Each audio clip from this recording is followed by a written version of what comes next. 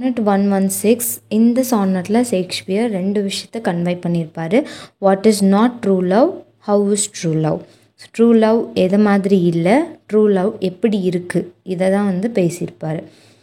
இன்னொன்று இதில் நம்ம சானட்டை அண்டர்ஸ்டாண்ட் பண்ணுறதுக்கு முன்னாடி ஒரு கான்செப்ட் என்ன புரிஞ்சுக்கிறோன்னா, இது வரைக்குமே யங் மேனை பற்றி அழகாக வர்ணித்து அவரோட பியூட்டி, அவரை நேச்சரோட கம்பேர் பண்ணி அந்த மாதிரிலாம் நிறைய பேசியிருப்பார். ஆனால் இந்த சானட்டில் கொஞ்சம் ரிலாக்ஸ்டாக பேசியிருக்கிற மாதிரி, அதாவது உண்மையான அன்புனா என்ன, அந்த லவ்வுக்கு அதிகமான இம்பார்ட்டன்ஸ் கொடுத்து ஒரு லவ்ங்கிற தீமை எடுத்து இந்த சானட் ஃபுல்லாக டிஸ்கஸ் பண்ணுற மாதிரி இருக்கும். இப்போது ஃபஸ்ட்டு குவாட்ரைனோட சம்மரி நம்ம பார்த்தோம் அப்படின்னா, what is not true love அப்படிங்கிறத பற்றி பேசியிருப்பார். பொதுவாக இந்த கல்யாணத்துக்குலலாம் பார்த்தோன்னா ரெண்டு தம்பதிகள் ஒன்று சேர்றாங்க, அதாவது ரெண்டு ஆண் பெண் ஒன்று சேர்றாங்க கல்யாணத்தில் அப்படின்னா, அவங்க கல்யாணம் ஆகிறதுக்கு முன்னாடி ஊரில் இருக்கிற எல்லார்கிட்டையும் இல்லை அவங்க சொந்தக்காரங்கிட்டலாம் இந்த கல்யாணத்தில் எல்லாம் சம்மதமாப்பா, யாருக்காவது எதிர்ப்பு தெரிவிக்கிறவங்க, ஆட்சேபனை இருக்கிறவங்க சொல்லுங்கள் அப்படின்னு நம்ம நிறைய கேள்விப்பட்டிருப்போம்ல. ஸோ அந்த மாதிரி ஒரு விஷயத்துக்கு ஷேக்ஸ்பியர் ஒத்துக்கலை. ட்ரூ லவ் அப்படிங்கிறதுக்கு எந்த ஒரு அப்டகல், எந்த ஒரு தடை இருந்தாலுமே ட்ரூ லவ் அப்படிங்கிறது அதை தாண்டி தான் வரும். நான் என்னை பொறுத்த வரைக்கும் மேரேஜில் ஒரு ரெண்டு சோல் இணைகிறாங்க, ஒருத்தராக யூனியன் ஆகுறாங்கங்கிறப்போ அதில் இருக்கிற அப்டகலில் தாண்டி அவங்க வருவாங்க, இதை நான் ஸ்ட்ராங்காக எம்ஃபசைஸ் பண்ணுறேன் அப்படின்னு ஃபஸ்ட்டு லைன் ஆரம்பிக்கும் போதே let me not.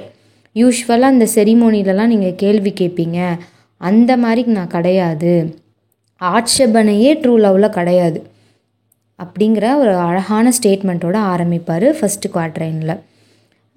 True love அப்படிங்கிறது என்ன மாதிரி சுச்சுவேஷன், என்ன மாதிரி ஒரு ஆல்டர்னேஷன் சுச்சுவேஷன் வந்தால் கூட அதெல்லாம் எதிர்த்துட்டு தான் நிற்குமே தவிர்த்து ட்ரூ லவ்ங்கிறது வீக்கானது கிடையாதுங்கிறத சொல்வார்.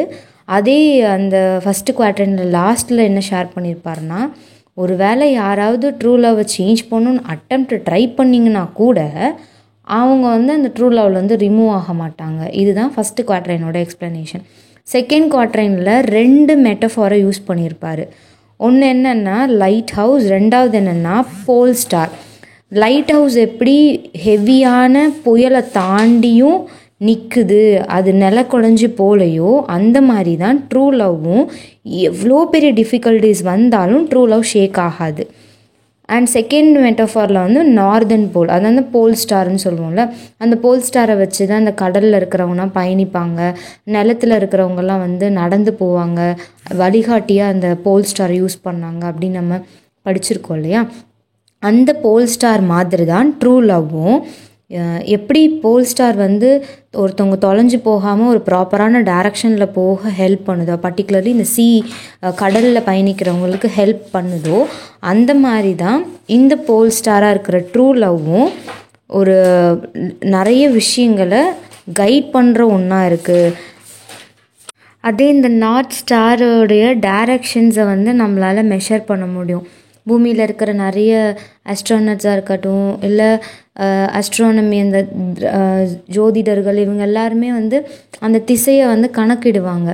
ஆனால் லவ் என்ன தான் ஒரு நார்த் ஸ்டார் மாதிரி கைட் பண்ணுறதா இருந்தாலும் லவ் எப்படி கிடையாதுன்னா மெஷரபிள் கிடையாது. அதோடைய லென்த்தை உங்களால் அளக்க முடியாது, அதோட ஒர்த்தை அளக்க முடியாது. எது போல் நார்த்து போல் கூட நீங்கள் அளந்துருவீங்க, ஆனால் ட்ரூ லவ்வோடைய அந்த அளவை உங்களால் அளக்க முடியாதுங்கிறது செகண்ட் குவாட்ரைனில் சொல்லியிருப்பார். தேர்ட் குவாட்ரைனில் என்ன சொல்லியிருப்பாருன்னா, லவ்வை டைமால் கூட என்ன பண்ண முடியாதுன்னா ஏமாற்ற முடியாது.